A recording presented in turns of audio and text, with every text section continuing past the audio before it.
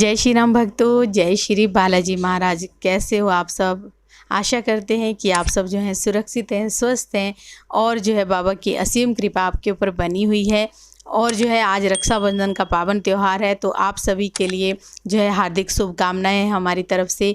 और जो है आपके ऊपर बाबा की असीम कृपा आपके ऊपर बनी रहे, यही कामना दिल से करते हैं कि आपका रक्षा सूत्र भी बाबा बनाए रखें। तो आज की जो हमारी वीडियो है वो भी बहुत ही ज़्यादा महत्वपूर्ण है उन लोगों के लिए जो लोग जो है गंभीर बीमारियों से ग्रस्त हैं, या फिर उनके शरीर के अंदर कहीं ना कहीं कभी ना कभी और मतलब एक बीमारी ख़त्म होती है दूसरी स्टार्ट हो जाती है, शरीर में रोग दोष बहुत रहते हैं। उन लोगों को क्या करना चाहिए, आज जो है आपको गुरुजी कुछ ऐसे मंत्र, कुछ ऐसा उपाय बताएंगे जिनको करने के बाद आप अपने शरीर के रोग से राहत पा सकते हो। चलिए शुरू करते हैं आज की वीडियो। उससे पहले अगर आपको वीडियो अच्छी लगती है तो लाइक करें, शेयर करें, कमेंट करें, और अगर आप हमारे चैनल पर पहली बार देख रहे हैं तो चैनल को जरूर सब्सक्राइब करें। साथ में बेल आइकन है उसको प्रेस करें ताकि आने वाली हर एक वीडियो की नोटिफिकेशन सबसे पहले आप तक पहुंच जाए। चलिए शुरू करते हैं आज की वीडियो। जय श्री राम जी।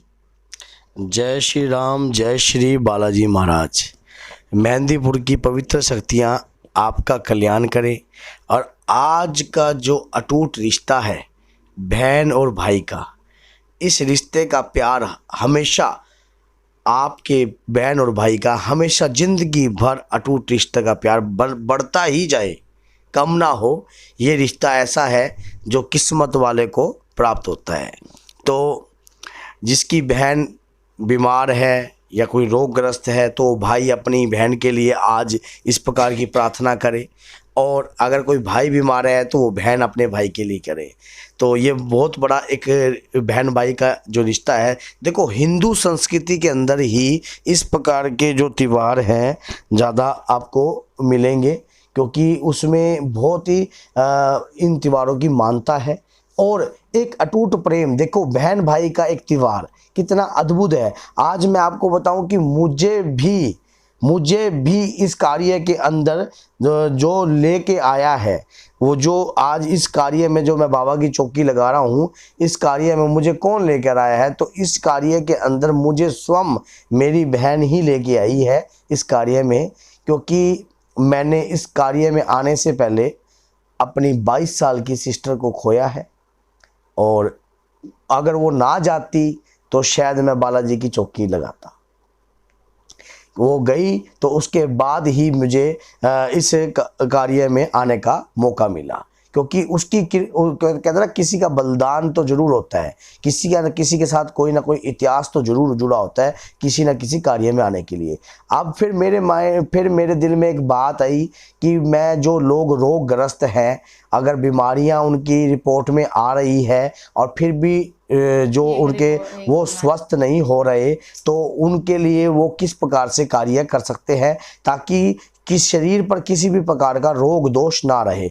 ये बात तो मानते होंगे कि जो हमारे शरीर में रोग और दोष होते हैं ये हमारे कर्मों के साथ जुड़े हुए होते हैं, हमारे कर्मों के निर्धारित किए हुए होते हैं। क्योंकि जो कर्म होते हैं ना, कर्म वो कर्ता को ढूंढ ही लेते हैं, चाहे वो कहीं भी बैठा हो, किसी दुनिया के किसी भी कोने में बैठा हो, तो उसके जो कर्म होंगे उसे जाकर ऐसे ऐसे वो उसको ढूंढ ही लेंगे कि भैया इस व्यक्ति के साथ मेरा कर्म जुड़ा है, कर समझ गए। तो वो अपने आप ही कर्ता उनके सामने जो है वो आ जाता है। तो हमारे कर्म इतने बलवान होते हैं, तो हम अपने जीवन में ऐसे ऐसे कर्म करें जिसके कारण हमारे ये बीमारियां दोष ना उत्पन्न हो। और मैं आपको आज बताऊंगा कि आपके समक्ष कई चीज़ें हमारे सामने होती हैं, लेकिन हम उसको इग्नोर कर देते हैं और रट्टाफिकेशन में पढ़कर चले जाते हैं। जैसे कि हनुमान चालीसा के अंदर एक बहुत ही अद्भुत चौपाई है। क्या है? नासे रोग हरे सब पीरा, जपत निरंतन हनुमत बीरा, संकट ते हनुमान छुड़ावे, मन कर्म वचन ध्यान जो लावे। देखिए, ये जो चौपाई है बहुत ही अपने आप पूरी की पूरी हनुमान चालीसा अपने आप में स्वयं सिद्ध है, उससे कोई सिद्ध करने की आवश्यकता नहीं होती। क्योंकि आपको पता होगा जब आप हनुमान चालीसा का पाठ करते हो, कंटिन्यू जाप करते हो हनुमान चालीसा का, तो हम जब पढ़ते हैं श्री गुरुचरण सरोज रनि जन मतलब एक किस्म का वो हमारे अंदर जैसे हमारा ही अंदर एक गुणगान हो रहा हो। हमने कंटिन्यू जैसे काफी सालों से हमारे शरीर में ये समाई हुई है, तो वो एक स्वयं में सिद्ध है। मेहंदीपुर से आए हैं तो स्वास्थ्य थोड़ा सा साथ नहीं दे रहा, फिर भी हम जो है कार्य मान लो कंटिन्यू कर रहे हैं। उसके बाद क्या है, ये जो चुपाई है स्वयं में सिद्ध है। अब आपने इस चुपाई को प्रभावशाली और भी ज्यादा कैसे बनाना है, ताकि शरीर में कोई रोग हो, कोई दोष हो, कोई बीमारी हो, तो किस प्रकार से आप व्यक्ति की ठीक कर सकते हो। ये जो चुपाई है ये स्वयं में एक सिद्ध मंत्र है। अब इसको सिद्ध करने के लिए क्या करना है, इसके लिए आप रुद्राक्ष की माला भी ले सकते हो। अगर रुद्राक्ष की माला नहीं है तो आपने कोई मूंगे की माला कई काफ़ी कॉस्टली आती है, अगर नहीं है तो आप रुद्राक्ष की माला, तुलसी की नहीं, रुद्राक्ष की माला ही ले लीजिए आप।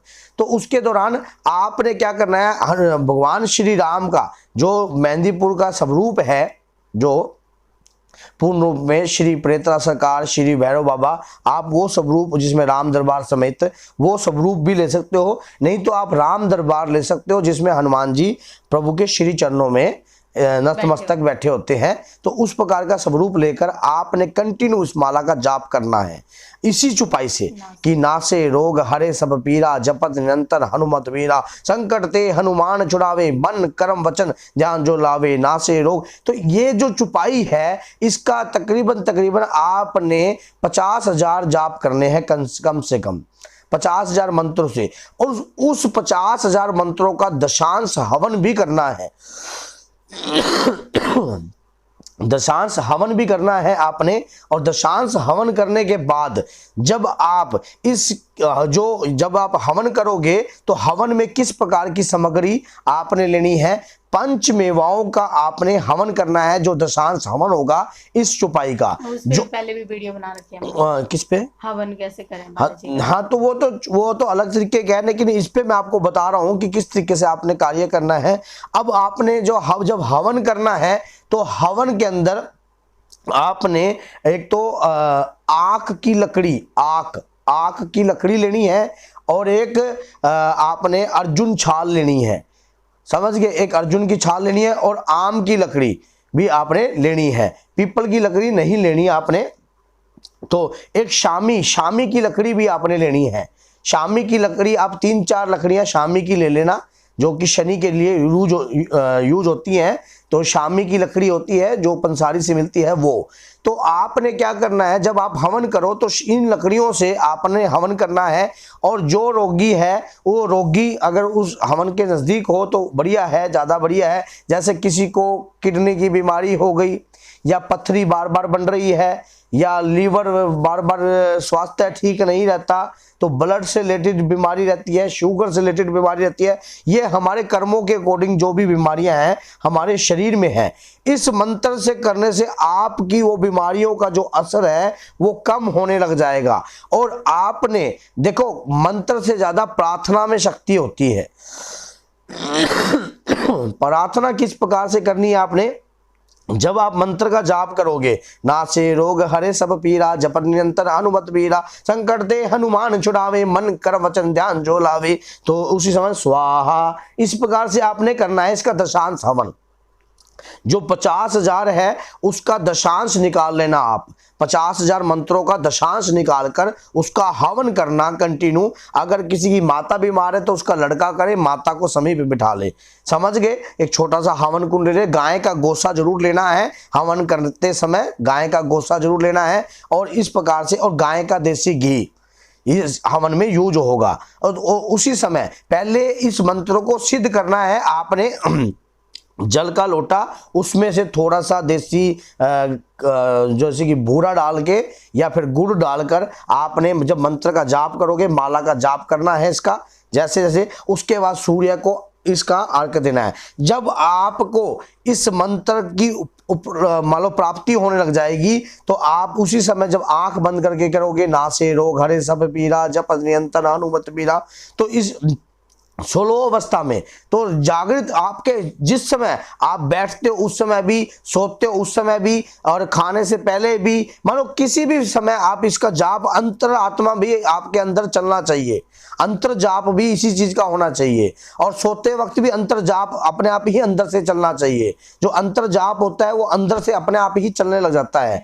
और उसके दौरान जब आप इसका जाप करते हो कंटिन्यू, यकीन मानिए हमने ये जो पाई थी अपने एक जो अपने साथ दरबार से जुड़े हुए थे व्यक्ति, उनको दी थी। उनको शरीर पर एलर्जी रहती थी बड़ी बड़ी, जैसे कि गैप के अंदर इतने बड़े दाद हो जाते थे, तो शरीर पे कई इंटरनल पार्ट्स पे भी उनके काफ़ी इस प्रकार के थे। तो हमने उनको कहा कि इस प्रकार इस चौपाई को सिद्ध करके आप, 2 साल हो गए, 2 साल से वो कोई भी डॉक्टरी दवाई नहीं ले रहे, लेकिन जो दवाई उन्होंने ट्रीटमेंट जरूर चलाया, जो दवाई लग नहीं रही थी, जो दवाई लग नहीं रही थी उनके कर्मों के अनुसार वो इस चौपाई के माध्यम से लगने लगी। क्योंकि जब जो हमारी दवा होती है, दवा के साथ जब दुआ आ जाती है, परमात्मा की कृपा आ जाती है, तो वो एक अद्भुत चमत्कार हो जाता है हमारे शरीर के अंदर ही। तो इस प्रकार से मैंने आपको बताया है, इस प्रकार से आप इस चौपाई को सिद्ध कर सकते हो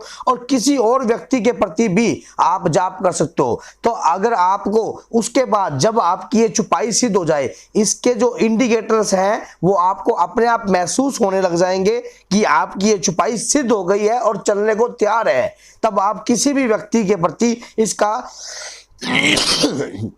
मानो दवाई को अभिमंत्रित कर सकते हो, उसकी दवाई को पढ़ सकते हो, उसकी दवाई को पढ़कर उसको दे सकते हो, उसके जल को पढ़कर दे सकते हो। इसी चौपाई से जल को पढ़कर दे सकते हो। जब आपका ये मंत्र सिद्ध हो जाए तो मन इससे सिद्ध होने के बाद उससे आप उस व्यक्ति के प्रति, जैसे कोई मरीज है तो उसका जल का लोटा आपने रख दिया और अब इस मंत्र को पढ़ रहे हो कंटिन्यू नाक से रोक, तो उसके बाद आपने क्या करना है, उसके अंदर ये उंगली जो सूर्य उंगली होती है हमारी, इस उंगली से आपने 11 बार उसके अंदर जो जल में उंगली डालनी है और जो व्यक्ति मरीज है उसको जल का पान करवाना है। तो ये विश्वास कीजिए, हनुमान चालीसा की स्वयं सिद्ध एक चौपाई है जो आपके ऊपर कृपा की प्राप्ति आपको करवाएगी। और जो व्यक्ति रोग दोष बीमारी से झुंझले हुए हैं, उसी प्रकार फिर आपने लास्ट में इस प्रकार जब आपका हवन हो जाता है तो प्रार्थना करनी है कि हे बालाजी महाराज, हे हनुमान जी महाराज, मेरी इस चौपाई को सिद्ध कीजिए, मेरे अंदर कभी भी अहंकार का उत्पन्न ना हो और कभी इस प्रकार का कार्य उत्पन्न ना हो। मैं जिस भी व्यक्ति के प्रति इस चौपाई को पढ़कर कार्य करूंगा उसको पूर्ण रूप से ये फल प्राप्त हो जाए। और जब आपकी ये चौपाई, जब वो व्यक्ति ठीक हो जाता है तो उसको क्या करना चाहिए, दान स्वरूप उसको एक कार्य जरूर करना है। उसको अपने शरीर के बराबर जो अन्न है, जो कणक है, जो दलिया है, वो गौशाला में दान देना चाहिए।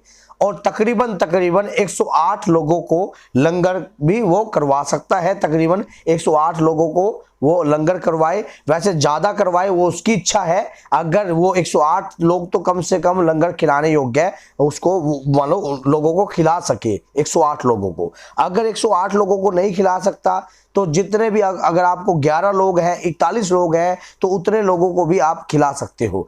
यकीन मानिए हमारी जो अंदर से भाव होते हैं, जो हमारी आस्था होती है, जब हम किसी चीज़ में प्रकट कर देते हैं तो वो स्वयं में अपने आप ही सिद्ध होने लग जाती है। जैसे कि कोई मूर्ति है या कोई भी ऐसी दैविक शक्तियां हैं, जब हम उनके प्रति कार्य करने लग जाते हैं तो वो हमारा साथ देने लग जाते हैं। हमारा जो सिर्फ स्वार्थ छोड़कर, आप जब ठीक हो जाओगे तो ठीक होने के बाद इस प्रकार का कार्य गौशाला के अंदर आपने दान करना है। और गरीब जो लोग हैं, जो बस्तियों में रहते हैं या कहीं स्टेशन सड़क किनारे रहते हैं, उनके प्रति आपने उनको खाना खिलाना है। इस प्रकार से आप खाना में कुछ भी खिला सकते हो, कड़ी चावल भी खिला सकते हो या कुछ भी खिला सकते हो। ये मेरे मन में आया कि मैंने कहा चलो एक रोग है किसी की, क्योंकि जो रोग जिन्होंने अपने खोए हैं रोग के कारण, बीमारी के कारण, जब कभी भी संकट के कारण अगर कोई चीज़ असर नहीं कर रही होती तो भगवान की कृपा स्वयं असर करती है,